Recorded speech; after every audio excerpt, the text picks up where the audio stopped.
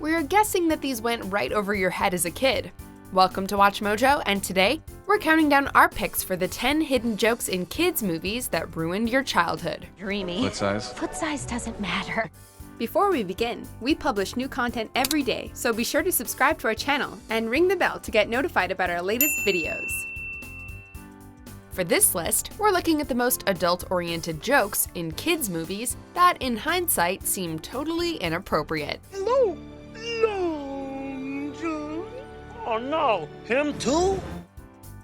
Number 10. A castle that's compensating for shortcomings. Shrek. Yeah, I know. You know, Shrek thinks Lord Farquaad is compensating for something, which I think means he has a really... Part of what's made this beloved animated franchise so successful is its ability to balance kid-friendly jokes with adult-oriented references and knowing winks. With that being said, there are a few moments that might raise some eyebrows in hindsight. Mirror, mirror, show her to me. Show me the princess. For example, there's this scene that really makes it seem like Lord Farquaad is getting an erection while looking at Princess Fiona's picture. Thankfully, viewers can't see any movement in the sheets, so maybe Shrek wasn't so far off the mark when he made his locker room joke about a big castle for a little man. It might have just been a jab at Farquaad's height, but we doubt it. Do you think maybe he's compensating for something?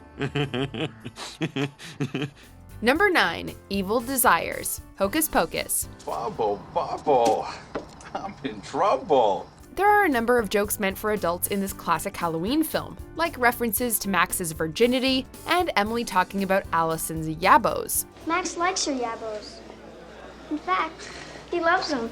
But there's no moment more inappropriate than when the witches announce their desire for children. Hey, that may take me a couple of tries, but I don't think that'd be a problem. To be clear, they want to kill them to steal their youth. But this horny bus driver just sees it as an invitation to test his virility.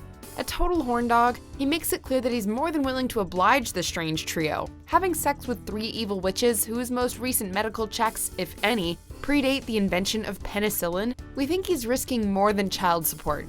Good luck, buddy. I need one of those instant ice packs. You girls are giving me a fever. Yow. Number 8. A House with a Vulva. Monster House. Then that must be the uvula. So who thought it was a good idea to let Rick and Morty creator Dan Harmon co-write the screenplay for a kids' film? To be fair, this was years before he created Rick and Morty, or even Community for that matter. But still, the man isn't exactly the kind to play it safe. This is the sort of joke that's guaranteed to go over the head of pretty much every kid in the audience, but we suspect the parents who caught it choked on their popcorn or soda. Monster House is a solid, fun, and often intelligent film, but this reference to the female anatomy was a risky inclusion. So it's a girl house. What? No! Number 7. Performance Issues. Space Jam. When did you first start having this dream? It wasn't a dream. Apparently in the world of Space Jam, talent is like energy. It can't just be created out of nothing, and so in order to win this epic high-stakes basketball game, the monsters steal the talent of professional b-ballers Charles Barkley, Sean Bradley, Patrick Ewing, Larry Johnson, and Muggsy Bogues. Suddenly, without the skills that made them stars, the players undergo a battery of physical and mental exams in this funny montage. Are there any other areas besides basketball where you find yourself unable to perform? The filmmakers managed to slide an adult joke into the mix when one doctor asks a player if he's had other performance issues. Not cool, Doc. No. Number 6. Mr. Potato Head doesn't like to share. Toy Story 3. I have over 30 accessories and I deserve more respect! Ah, that's better. Pixar has never shied away from slipping adult jokes into their films, and for the most part, they play well. This line, however, is so crude that we really hope it was accidental. In the 3rd Toy Story film, the villainous Lotso removes the mouth of an understandably angry Mrs. Potato Head. Jumping to his wife's defense, Mr. Potato loudly declares that nobody takes my wife's mouth. Nothing wrong with that, right? But then he follows it up with the words, "except me." Hey, no one takes my wife's mouth, except me. Literally, he might just be saying that he steals his wife's mouth to get some peace and quiet, but it also evokes another pretty horrifying mental image. Give it back, you furry air freshener. Come on, guys, we're going home. Number 5. Sucked to Death. The Brave Little Toaster. Somebody untie the knot in this guy's cord. This 1987 animated film had some pretty heavy moments that likely left a lasting impression on you as a young child. The scene in the spare parts shop is horrific, and the song Worthless comes paired with some similarly upsetting imagery. The clown was pure nightmare fuel, but nothing quite compares to the suicide of the air conditioner. While his explosive final moments are likely what stuck with you, he also says something rather provocative to the vacuum cleaner before making his exit. When Kirby confronts the aggressive appliance, the AC asks if Kirby is going to suck him to death. That's an uncomfortable choice of words. What are you gonna do, suck me to death? Number 4. The chef with a tiny little something. Ratatouille. Don't do it. I have a secret. Another Pixar film, another joke that soars over the heads of younger viewers, while raising the eyebrows of their parents. When the bumbling and culinary challenged Linguini tries to come clean with Colette, he struggles to explain his situation with Remy the cooking rat. By his own admission, he's not good with words, but boy does he ever misspeak here. I have this tiny, little...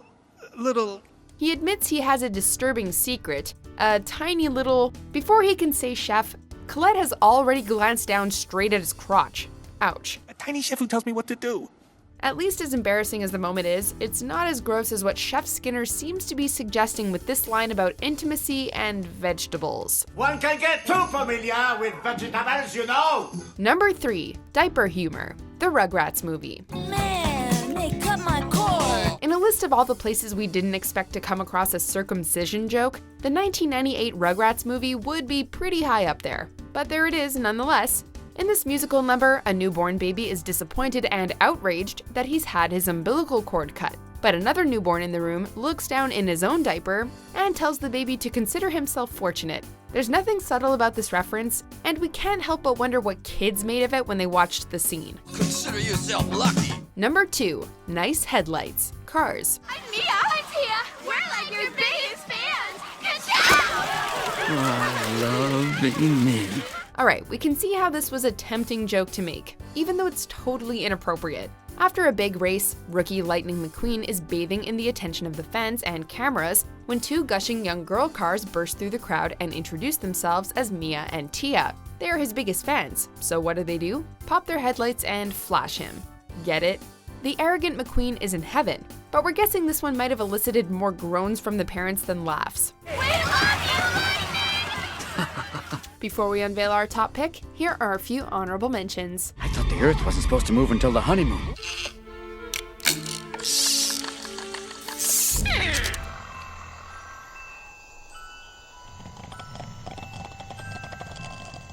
Number 1. Buzz experiences involuntary wing spring. Toy Story 2. Well, I just want to say you're a bright young woman with a beautiful yarn full of hair. There are a lot of ways to show that characters in kids' movies are attracted to one another. After all, romance and attraction are perfectly natural. But this scene from the second Toy Story movie is more than a little brazen. When Buzz meets Jessie the cowgirl, it's clear that he's into her, especially from the way he freezes when she puts her hand on his chest. But when he sees her in action, it proves too much and he gets sprung, as shown by his wings popping out. It's a strangely common trope in kids' movies, also seen in The Little Rascals, and arguably dating all the way back to 1942's Bambi.